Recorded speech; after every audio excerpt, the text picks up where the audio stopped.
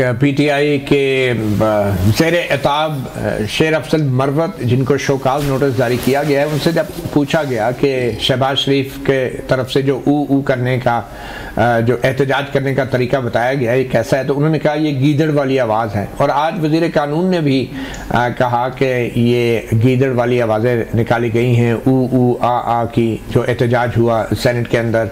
मगर बहरहाल ये सबसे पहले जो आवाज़ निकाली वो वज़ीर आज़म शहबाज शरीफ ने ही निकाली थी, मगर यही आवाज़ें अडियाला जेल में भी सुनी गई हैं। और अडियाला जेल में ये आवाज़ें कैसे आई और कहाँ से आई, ये हमें बताएंगे एडवोकेट फैसल चौधरी साहब। सुना है आपने वहाँ जाके खान साहब के साथ मिल के ऊ आ किया है, वो क्या हुआ क्या वैसे? नहीं, वहाँ पे वो खान साहब को कुछ हमारे दोस्त वकील उन्होंने कहा जी वो क्लिप आपको शायद पता है, चलते रहते हैं, हम तो जरा लाइटर मोड में रहते हैं, हुकूमत की तरह परेशान तो रहते नहीं। अच्छा। तो खान साहब ने कहा ये ऊ की क्या स्टोरी है? अच्छा। तो फिर मैंने उनको कहा कि शहबाज शरीफ ने जो सितम ज़रीफ़ी ये है कि मुझे ऊ करके दिखाना पड़ा। तो वो खान साहब बड़े, आपको पता है वो जोली आदमी है, वो बड़ा उन्होंने फिर इसका मज़ा लिया और बड़ा उन्होंने हंसे। फिर हमने वहाँ पे बताया कि जी सुबह गवर्नमेंट की हुई निकली थी, फिर सारा दिन वो करते रहे, शाम को भी करते रहे तारड़ साहब और ये।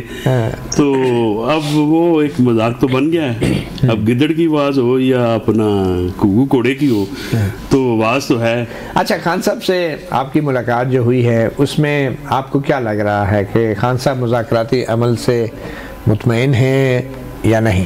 देखिए, ये डिपेंड करता है नेक्स्ट सिटिंग के ऊपर। देखिए मतलब हमने 2 मुतालबात जो रखे हैं 9 मई के ऊपर, हमारा बड़ा कैटेगोरिकल, बड़ा फर्म स्टैंड है, ये फॉल्स फ्लैग ऑपरेशन है और इसमें लोगों को पॉलिटिकली पिक एंड चूज किया गया है और ये प्रेजुडिस केस है और ये टारगेट करने के लिए। खान साहब ने कहा क्या इस कमीशन के हवाले से, क्या बात हुई फिर खान साहब ने? नहीं, खान साहब से यही बात हुई, उन्होंने ये कहा कि ये जो हमारे आईनी मुतालबात हैं और जो रिहाई चाहते हैं, उन्होंने आज फिर दोबारा कहा कि मैं अपने लिए कोई रायत ना मांगी है ना मैं मांगता हूँ, मैंने अदालतों से सुरखरू होना है। और फिर जो कल वहाँ पे हुआ, उन्होंने उसकी भी वजाहत दी कि मैं तो 9 बजे 11:30 बजे हमारा नॉर्मली ये स्टार्ट होता है ट्रायल इसमें अडाला में। तो उन्होंने कहा कि मैं तो 9 बजे जब नाश्ता कर रहा था तो उन्होंने कहा कुछ जज सब आ गए, तो मैंने कहा कि वकील आ गए, मेरे वकील। तो उन्होंने कहा जी वो नहीं आया। उन्होंने कहा जब आते हैं तो मुझे बता दीजिए, मैं आ जाऊँगा। तो बाद में पता चला जज सब चले गए। तो यहाँ पे वकला जो हैं 2 केसेस में उन्होंने फिर बताया आज के, एक जज बशीर साहब थे जो नैब के, उन्होंने, और दूसरा वो हसनात साहब जो हैं, अबुल हसनात नहीं, वो अच्छा। वो तो इधर सुनाया था ना जेल के अंदर, अबुल हसनात साहब ने जी उनकी एब्सेंस में उन्होंने कहा कि 2 फैसले सुनाए थे और वो मेरे वकला को बाहर ही खड़ा करके तो वो उन्होंने कर दिया था। तो जज साहब आज सुना लेते, वेट कर लेते, फैसला सुनाना उन्होंने सुनाया। तो खान साहब क्या कह रहे हैं, वो क्या तवक्को कर रहे हैं, उन्हें सजा होगी? नहीं, वो तो रेडी है। वो तो अब मैं आपको बताऊं कि हमने पोस्ट सेंटेंस प्रेस जो ब्रीफिंग थी या नोट्स है वो 2-2.5 हफ्ते से हमने तैयार है, हमारी तो अपील भी तैयार है, हमने फिल इन द ब्लैंक्स करके वो फाइल करनी है। We are so mentally prepared because देखिए ना, एक ट्रैक रिकॉर्ड है, हमें अदालतों से इंसाफ नहीं मिल रहा है। अदालतों ने हमारे जो मेन पॉइंट्स हैं, जो हमारे बुनियादी कुछ केसेस जिसमें जमानत मिली, आप नहीं वो जमानत में देखें ना आप, केसेस पे कोई 280 के करीब क्रिमिनल केसेस हैं इमरान खान के ऊपर और 100-150 केस हुआ है मतलब जो जेल में जाने के बाद बना। ठीक है, अब ये इतना केसेस दुनिया में तो कहीं पे नहीं होता। फिर उसका जो मुआवजा करें 1971 से अवामी लीग से और मुजीबुर रहमान से, तो फिर बड़ी तकलीफ भी होती है। चलें ठीक है, ये मुआवजा तो होता ही रहेगा। कौसर काज़मी साहब, क्या लग रहा है आपको, आपकी मुज़ाकरात तो अब होने जा ही रहे हैं दोबारा से, तो आपकी तरफ से किसी किस्म का कोई मुतालबा, कोई तवक्को नहीं सामने आई लोगों के कि आप क्या चाह रहे हैं, आपकी पार्टी, आपकी हुकूमत क्या चाह रही है? देखें मतीउल्लाह जान साहब, हम जो शुरू दिन से ये कहा गया था कि जो अदम इस्तेहकाम है सियासी तौर पर मुल्क के अंदर, उसके खात्मे के लिए हम इनके साथ बैठे हैं, क्योंकि ये तो तैयार नहीं थे ना, पहले दिन से तैयार नहीं थे। और अभी भी देखें मुज़ाकरात के दौरान बेख्तियार कहना, अर्दली कहना, इस तरह के अल्फाज तो इनकी संजीदगी को जाहिर करती है। अभी फैसल कह रहे थे ना कि भाई हमने अपील भी तैयार करके रखी हुई है और एक्सपेक्टेड है, बिल्कुल होना चाहिए, क्यों ना हो एक्सपेक्टेड। जब ओपन एंड शट केस बार बार क्यों कहा जाता है इसको, इसमें तो कोई वो खामी नजर नहीं आती। खान साहब ने एक जो बदउनवानी वाला मामला होता है वो तो सामने जाहिर है ना। अब उसमें वो जो 190 मिलियन पाउंड केस है उसमें बचत कैसे होगी इनकी भाई? बरतानिया के मोतबर तरीन इदारे की स्टेटमेंट आपके सामने है, चलो बॉटम लाइन पढ़ लें उसकी, स्टेट ऑफ पाकिस्तान को पैसा भेज रहे हैं तो वो किस तरीके से आता है, किस चैनल के थ्रू आता है, कहां पे आता है, कौन खुफिया मुलाकात देखें। शहजाद अकबर साहब की मुलाकात भी हुई फैसल वो नहीं यार ऐसा नहीं है शायद, ये प्लीज आप मडी द वाटर ना किया करें। आपने ये बताएं कि आईओ का एविडेंस पढ़ा या भिजवा दूं मैं? आपने पढ़ा ही नहीं होगा।